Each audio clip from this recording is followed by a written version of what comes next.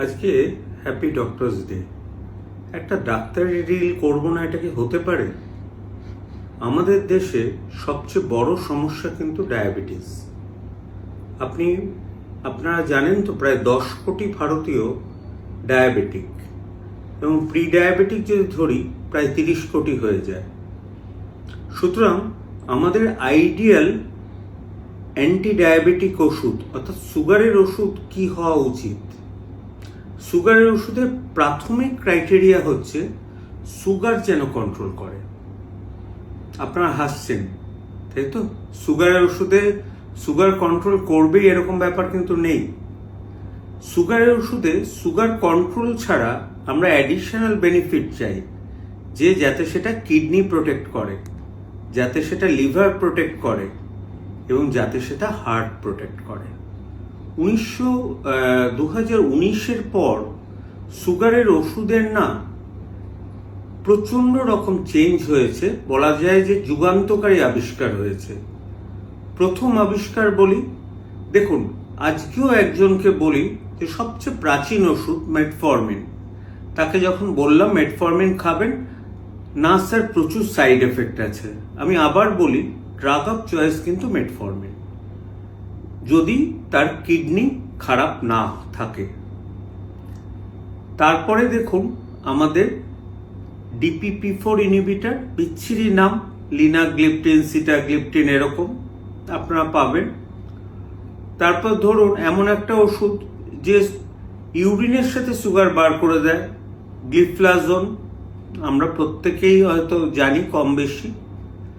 সেটাতে কিন্তু এই দুটো ওষুধেই, এই মেটফরমিন, DPP-4 ইনহিবিটর বা যেগুলো ইউরিনের সাথে বার করে দেয় সুগার, এগুলো কিন্তু ইনসুলিন রেজিস্ট্যান্স কমায়, অর্থাৎ যারা মোটা ডায়াবেটিস তাদের রোগা করে, এবং ইনসুলিন রেজিস্ট্যান্স কমালে তাদের কিন্তু শরীরে অ্যাথেরোস্ক্লেরোসিসটা ভালো থাকে, কিডনি খারাপের হাত থেকে বাঁচে।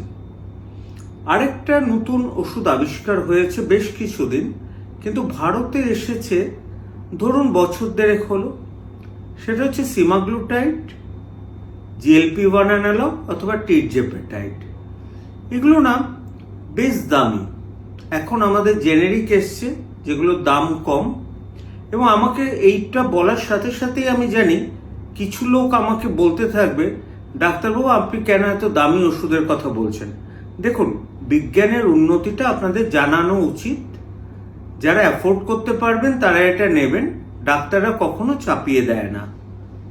যেমন ধরুন সিমাগ্লুটাইড 0.25 বা 0.5 খুব ভালো সুগার কন্ট্রোলে কাজ করে, কিন্তু সেটাই যখন 1.7 বা 2.4 দিই, সেটা ওজন কমাতে সাহায্য করে।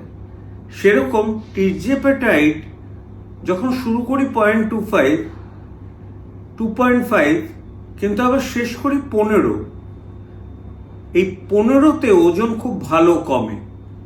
তা বলে কি সবাইকে ওষুধটা দেব? তা নয়।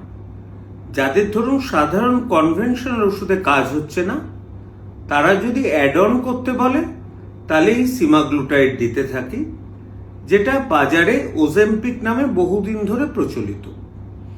কথা একটা আসে, আজকেই একজন বলল, ডাক্তারবাবু এগুলো তো ভীষণ সাইড এফেক্ট।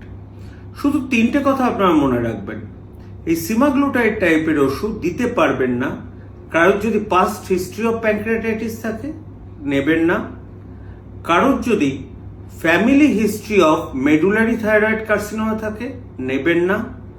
নাম্বার 3, কারোর যদি অ্যাক্টিভ রেটিনাইটিস থাকে, রেটিনার কোনো প্রবলেম যেটা অ্যাক্টিভ, তাহলে রিলেটিভলি কন্ট্রাইন্ডিকেটেড।